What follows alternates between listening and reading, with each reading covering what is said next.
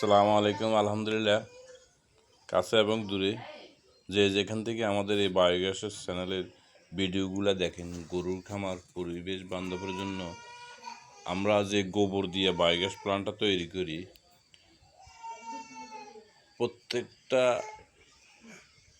গরুর খামারে বায়োগ্যাস প্ল্যান্টটা দরকার। এই যে এখানে গোবর দেওয়া হয়, গোবর মিক্সার করে পানি দিয়া দেওয়ার পরে এই যে এখানে পাইপ দিয়া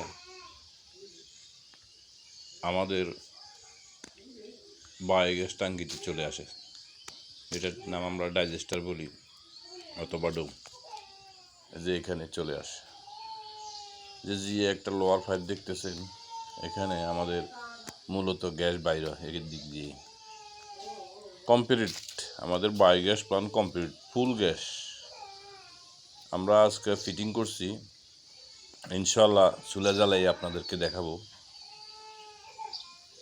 এই যে গোবর যেগুলো বাইর হবে, নেট দিয়ে গিরাউট দেওয়া হয়েছে, এখানে জৈব সার বাইর হবে।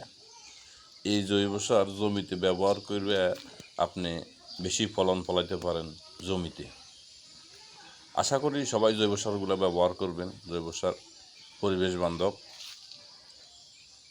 আমরা এখানে 2টা গর্ত করছি, অবশিষ্ট গোবরগুলো আইসে এখানে পড়ে।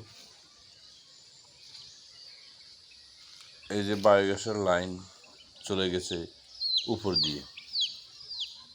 তো চলেন আমরা বায়োগ্যাসের চুলা কীভাবে জ্বালায় আপনাদেরকে দেখাই। এটা হলো বায়োগ্যাসের স্ল্যাব, বিপদ আপদ থেকে বাঁচার জন্য।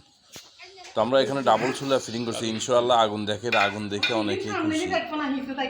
আগুন দেখেন, আপনার লাইন গ্যাসও ফেল, সিলিন্ডার তো ফেল, লাইন গ্যাসও ফেল, আর লাগবে না সিলিন্ডার। ইনশাআল্লাহ এখন থেকে জ্বলবে বায়োগ্যাসের আগুন। ওয়াও! তো ভিডিওতে আমাদের স্ক্রিনে নাম্বার দেওয়া আছে, যোগাযোগ করবেন। ইনশাআল্লাহ পরবর্তী ভিডিওগুলো দেখাবো।